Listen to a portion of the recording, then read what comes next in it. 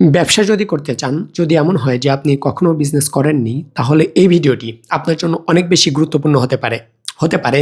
এই ভিডিওটির মাধ্যমে আপনি আপনার লাইফের ফার্স্ট প্রোডাক্ট সেল করবেন ইনশাআল্লাহু তাআলা। এটা আমার চিলেকোঠা। দেখুন ওয়েদারটা কত অসাধারণ। অনেকে মনে করে যে এই চিলেকোঠা শুধুমাত্র না বিলাসিতা অথবা টাকা নষ্ট ছাড়া আর কিছু না, কিন্তু আমার কাছে টাকা ইনকামের থেকে বেশি জরুরি নিজেকে সময় দেয়া।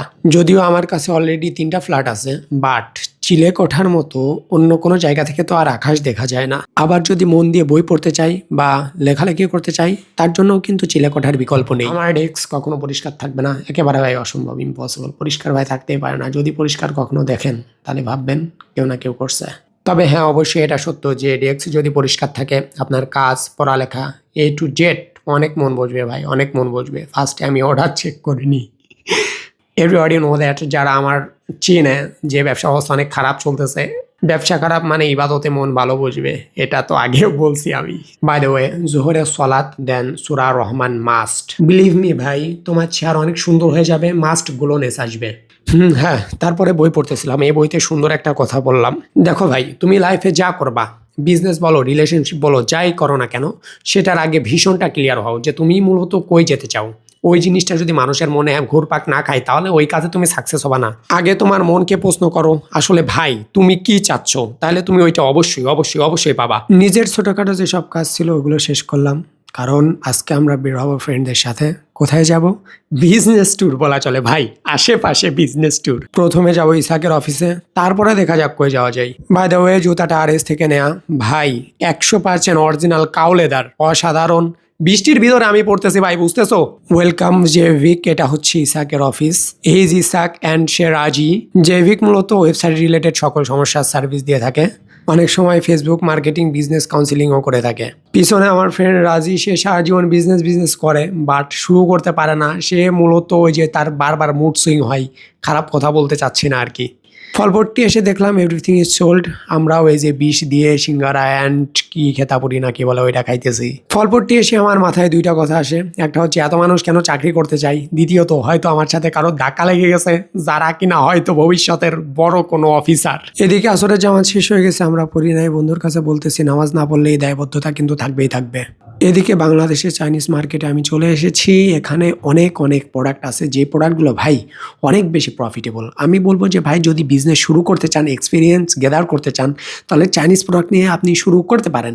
তবে এখানে যে মেন সমস্যা, এদের নিজেদের মধ্যে অনেক ভয়াবহ রকম সিন্ডিকেট কিন্তু আছে। জানেন, মানুষ মানে হোলসেলাররা যদি সিন্ডিকেট করে, তাহলে সাধারণ ব্যবসায়ীরা কী করবে? তাহলে একটা ফ্যানের দাম আগে ছিল 600 টাকা, এখন এটার দাম হচ্ছে 1250 টাকা। বললো 1250 টাকা, ও 1300, সরি ভুল বললাম, 1300। ওই যে আগে ওই জয় সুপার। এদিকে ইসাককে বলা হচ্ছে নামাজ পড়লি না কেন, তোকে গলা টিপে ধরা হবে কিয়ামতের দিন ইনশাল্লাহ। ওই যে দেখা যাচ্ছে সমাজ কল্যাণ জামে মসজিদ। যখন সংগঠন করতাম তখন এখানে কি একটা প্রোগ্রাম যেন করছিলাম। এই মসজিদটা দেখতে অনেকটা ওই খ্রিস্টানদের কিসের মতো। এখানে হচ্ছে একটা মানুষ মারা যাওয়ার পরে আমি রক্ত ধুইছিলাম, মনে আছে। অনেক খারাপ লাগছিল, এখনো অনেক খারাপ লাগতেছে। দিস ইজ মসজিদ, এটা হচ্ছে 2য় তলা। আমরা জামাতে করেই নামাজ পড়তে পারবো না, মানে নিজেরা জামাত করবো এই আর কি। নামাজ শেষ করে 2 বৎসরকে জোর করে ধরে নিয়ে যাচ্ছে আমাদের অফিসের দিকে। ভাই বিশ্বাস করেন, ঢাকা শহরে হাঁটা চলার মতো নাই। You know Y?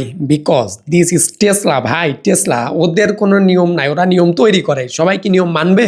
কিছু কিছু মানুষ নিয়ম তৈরি করবে, ওরা হচ্ছে সেম। এখন তার মুখ থেকে কিছু জ্ঞানীগুণী বার্তা শুনলাম, তারপরে আমি একটু ফেসবুকে স্ক্রলিং করতেছিলাম, জয় ভাইয়ের দেখা যাচ্ছিল। মিরপুর 10 নম্বর বলা চলে চাইনিজ বিজনেসের জন্য অনেক বড় একটা হাব।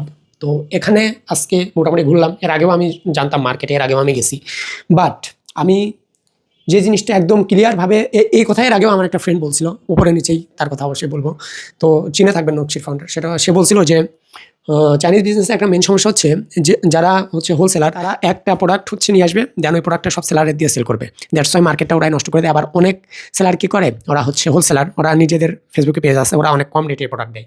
দ্যাটস ওয়াই মার্কেটটা নষ্ট হয়ে যায়। তো চাইনিজ বিজনেস যা করতে পারেন তারা নতুন অবস্থায়, this is too heavy deal, but long টার্মে এটা অনেক মানে বিপদের বিষয়, যদি না আপনি আস্তে আস্তে ইম্পোর্টের দিকে যদি যেতে না পারেন। তো বাট যদি আপনি বিজনেস করতে চান, নতুন হয়ে থাকেন, তাহলে চাইনিজ বিজনেস করতে পারেন। ট্রু প্রফিটেবল অ্যান্ড হেভি, অল্প পুঁজিতে করতে পারবেন। যদি মিরপুরের মতো আশেপাশে থাকেন, চকবাজারের মতো আশেপাশে জায়গায় থাকেন, তাহলে একটা প্রোডাক্ট আপনারা হোলসেলে নিতে পারবেন। সো ওয়াই নতুন করতে পারবেন। টাটা, আসসালামু আলাইকুম।